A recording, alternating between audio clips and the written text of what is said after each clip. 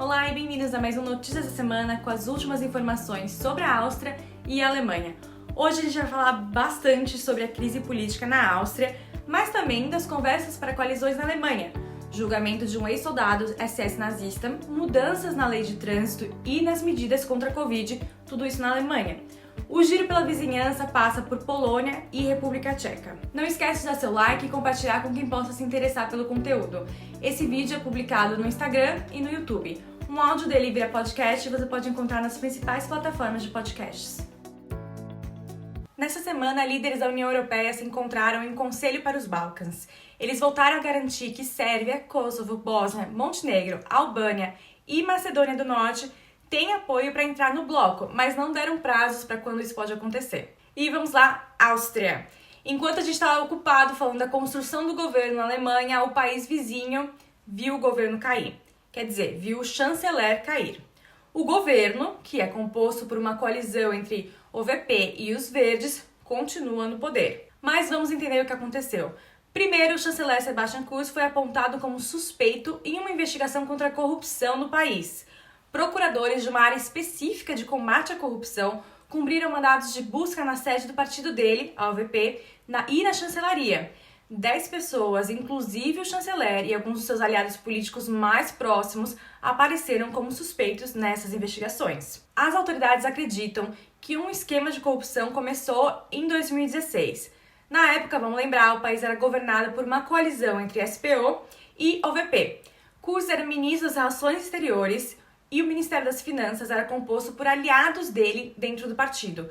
O chefe da OVP era vice-chanceler e o chanceler era da SPO. Só que Sebastian Kurz queria a liderança do partido e, eventualmente, a chancelaria, o cargo mais alto do país, duas coisas que a gente sabe que ele conseguiu. O que os investigadores dizem é que houve um sistema de corrupção liderado aí pelos membros da OVP, aliados do Kurz, no Ministério das Finanças e envolvendo também o chanceler, supostamente. Esse grupo teria usado dinheiro público para subornar institutos de pesquisa e tabloides austríacos em troca de uma cobertura favorável ao Kurz. Não só favorável a ele em relação a outros partidos, mas também em relação ao chefe da OVP na época. Além disso, as mensagens de texto que são base das suspeitas e investigações mostram que esse grupo pró-Kurz buscou usar táticas antiéticas e meio por baixo dos panos para chegar inclusive a implodir medidas aprovadas pelo governo, justamente para diminuir os feitos do vice-chanceler da OVP, que era um adversário político do Kurz. Assim, segundo alegam os procuradores, Kurz seria visto como a melhor opção para a liderança do partido e depois do país. Vale lembrar que ele é inocente até que se prove o contrário, mas só as alegações já causaram uma crise na Áustria. Em um primeiro momento, Kurz disse que ficaria no cargo, já que ele é inocente. Ele chegou a dizer até que algumas das mensagens que vazaram foram feitas por ele no calor do momento, mas que se houve qualquer crime no Ministério das Finanças, ele não teria nada a ver com isso, porque na época ele era apenas ministro das Relações Exteriores. Só que vamos lá, a Áustria tem um sistema parlamentarista. Isso significa que o chanceler só governa se tiver uma maioria no parlamento, coisa que o Kurz garantiu ao fazer uma coalizão com o Partido Verde, de centro-esquerda, né? No meio de tantas suspeitas e das mensagens vazadas, o vice-chanceler dos Verdes chegou a dizer que não via como o Kurz poderia ainda ter governabilidade. Falei mais sobre isso também num vídeo que a gente colocou no Instagram, tá? Mas o partido júnior da coalizão chegou a se reunir com a oposição para procurar possíveis alternativas, já que o chanceler se recusava a sair do cargo. Eles marcaram então para terça-feira uma reunião no parlamento que poderia significar que Kurz iria cair por um voto de não confiança. Lembrando que ele já caiu em 2019, quando seu então parceiro de coalizão, FPO, extrema-direita, se envolveu no escândalo de corrupção conhecido como Ibizagate. Ele sofreu um voto de não confiança, caiu, o país teve eleições de novo e a OVP venceu. Com a perspectiva iminente de ser retirado do poder e de não ter mais o controle da situação, porque o país poderia entrar em um governo de coalizão dos 4 partidos oposicionistas ou então ter que passar por novas eleições de novo, Kurz se retira do cargo de chanceler. Ele diz que vai provar sua inocência e indica o atual ministro das Relações Exteriores, Alexander Schallenberg, para o cargo. Só que tem um porém. Kurz diz que vai ser líder do partido e vai voltar ao mandato no parlamento, ou seja, nem de longe ele está saindo da esfera política. Muitos analistas políticos afirmam que ele vai ser o chanceler de fato, ainda que nas sombras, por manter esses dois cargos e por Schallenberg ser seu grande aliado político. O consenso entre esses analistas é que Kurz saiu do cargo já preparando seu retorno. De qualquer forma, o partido júnior da coalizão, os Verdes, já indicou que vão aceitar a troca de chanceler.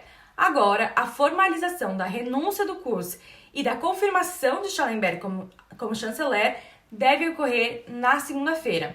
Hoje eu coloquei no Instagram um post com mais informações sobre o homem que deve ser o novo chanceler austríaco. Na Alemanha, a semana também foi cheia de acontecimentos. Tudo está caminhando para uma coalizão entre SPD, com Olaf Scholz como chanceler, Verdes e os liberais da FDP. Os três partidos já estão inclusive fazendo encontros para decidir o formato e as políticas do próximo governo. Com a derrota, o líder da CDU e candidato à chancelaria, Armin Laschet, deu indicativos de que vai renunciar ao cargo de chefe do partido. Ele afirmou que nessa semana vai propor uma assembleia do partido para mudar as, como ele chamou, estruturas de pessoas e cargos, o que muita gente entendeu como a provável renúncia dele. O julgamento de um homem de 100 anos que foi guarda em um campo de concentração começou nessa semana, 76 anos depois do fim da Segunda Guerra. O guarda, Josef S., eles não divulgam o sobrenome de acusados, está sendo acusado de auxiliar no assassinato de 3.518 prisioneiros em um campo de concentração perto de Berlim. Ele disse que é inocente. A Alemanha aprovou no Bundesrat mudanças nas multas para quem não seguir regras de trânsito e de estacionamento. As novas regras incluem penalidades mais altas para quem ultrapassar limites de velocidade, transitar por faixas proibidas ou estacionar em locais proibidos, especialmente faixas de ônibus ou ciclovias. Por exemplo, o uso ilegal de ciclovias vai passar a ter uma multa de até 100 euros, contra os 25 euros que tínhamos anteriormente. O projeto de lei foi aprovado, então, e segue para a sanção do Ministério dos Transportes. As regras devem começar a valer no final do mês. Vale lembrar também que a partir dessa segunda-feira, dia 11 de outubro, os testes rápidos de antígeno, que antes eram gratuitos na Alemanha, passam a ser pagos para todo mundo, exceto quem não pudesse vacinar, né? Isso significa que quem escolheu não tomar a vacina contra a Covid-19 agora vai precisar pagar por um teste, porque ele é necessário para acessar uma grande parte da vida social, inclusive cinemas, bares e restaurantes. Agora vamos fazer um giro rápido aqui pela nossa vizinhança, mas a Suprema Corte da Polônia essa semana decidiu que algumas partes dos tratados da União Europeia são incompatíveis com a Constituição do país, o que coloca em xeque um pilar básico do bloco de que as leis europeias são supremas. Com isso, a Polônia entra mais uma vez em choque com os demais países da União Europeia. E na República Tcheca, o líder populista sofreu uma derrota, ainda que por margem pequena, nas eleições federais do parlamento. O país também é parlamentarista e ainda não se sabe, então, quem vai ser o chanceler. De qualquer forma, foi uma surpresa que a coalizão de partidos de centro-direita tenha conquistado tanta participação no parlamento. A palavra da semana é Schattenkanzler. Schatten é sombras e Kanzler é chanceler. Vamos ouvir muito essa expressão, especialmente na Áustria, onde analistas acreditam que Sebastian Kurz renunciou, mas vai continuar dando as ordens no país, ainda aqui nas sombras. É isso, gente. Muito obrigada por acompanhar. Hoje o vídeo tá longo, então se você chegou até aqui, eu agradeço em dobro. Qualquer dúvida, como sempre, só deixar nos comentários.